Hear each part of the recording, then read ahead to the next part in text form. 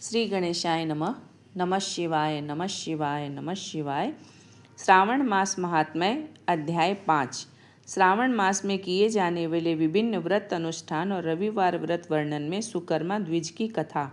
ईश्वर बोले, हे सनत कुमार, करोड़ पार्थिव लिंगों के महात्म्य तथा पुण्य का वर्णन नहीं किया जा सकता। जब मात्र एक लिंग का महात्म्य नहीं कहा जा सकता तो फिर करोड़ लिंगों के विषय में कहना ही क्या। मनुष्य को चाहिए कि करोड़ लिंग निर्माण असमर्थता में 1,00,000 लिंग बनाए या 1000 लिंग या 100 लिंग ही बनाए। यहाँ तक कि एक लिंग बनाने से भी मेरी सन्निधि मिल जाती है। षडाक्षर मंत्र से 16 उपचारों के द्वारा भक्तिपूर्ण मन से भगवान शिव की पूजा करनी चाहिए। ग्रह यज्ञ के साथ उद्यापन करना चाहिए। उसके बाद होम करना चाहिए और ब्राह्मणों को भोजन कराना चाहिए।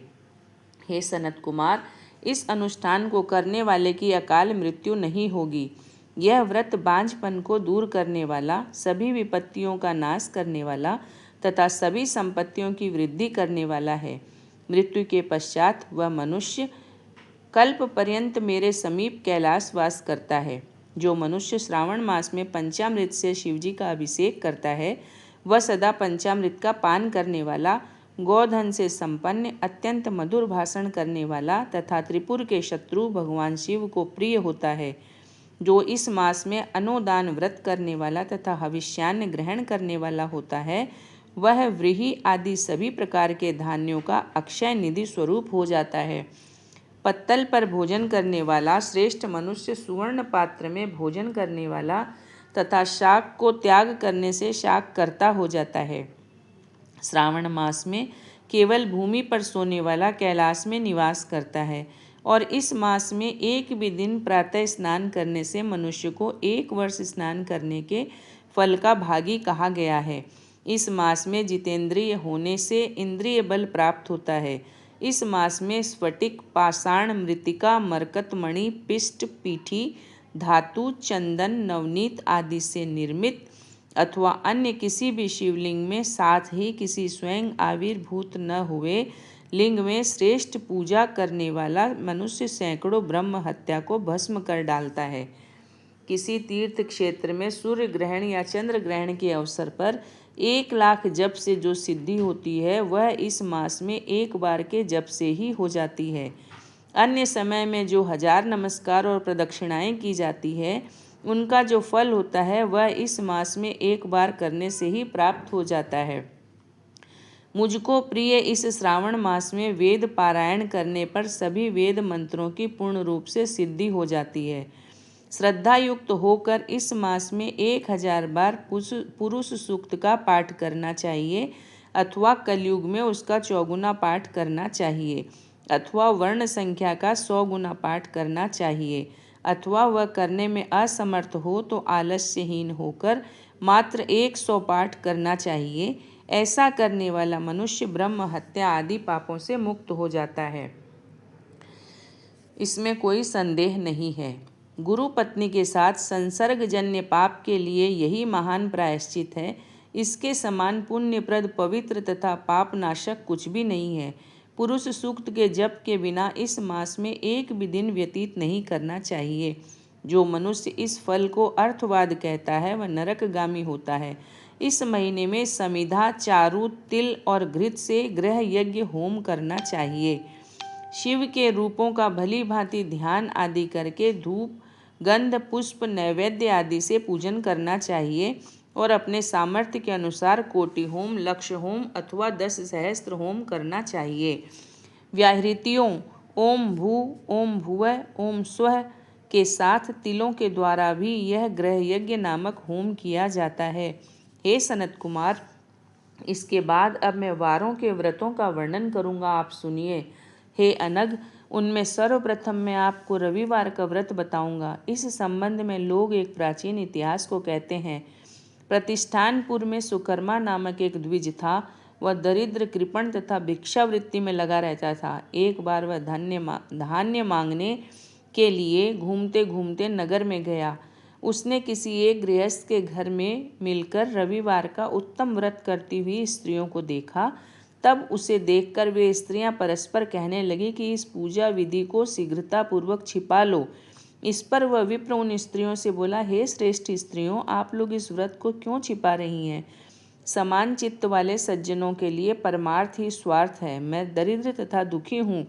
इस श्रेष्ठ व्रत को सुनकर मैं भी इसे करूँगा। अतः आप लोग इस व्रत का विधान और फल अवश्य बताएं। स्त्रियां बोली, हे द्विज, इस व्रत के करने में आप उन्माद तथा प्रमाद करेंगे अथवा भूल जाएंगे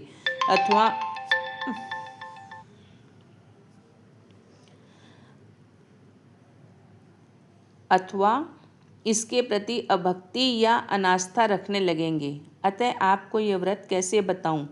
उनकी यह बात सुनकर उनमें से जो एक प्रौढ़ा स्त्री थी वह उस ब्राह्मण से व्रत तथा व्रत की विधि बताने लगी। हे ब्राह्मण, श्रावण मास के शुक्ल पक्ष के प्रथम रविवार को मौन होकर उठ करके शीतल जल से स्नान करें। उसके बाद अपना नित्य कर्म संपन्न करके पान के एक शुभ दल पर रक्त चंदन से सूर्य के समान पूर्ण गोलाकार 12 परिधियों वाला सुंदर मंडल बनाएं। उस मंडल में रक्त चंदन से संज्ञा सहित सूर्य का पूजन करें। उसके बाद घुटनों के बल भूमि पर झुककर 12 मंडलों पर अलग अलग रक्त चंदन तथा जपा कुसुम से मिश्रित अर्ध श्रद्धा भक्ति पूर्वक सूर्य को विधिवत प्रदान करें और लाल अक्षत जपा कुसुम तथा अन्य उपचारों से पूजन करें।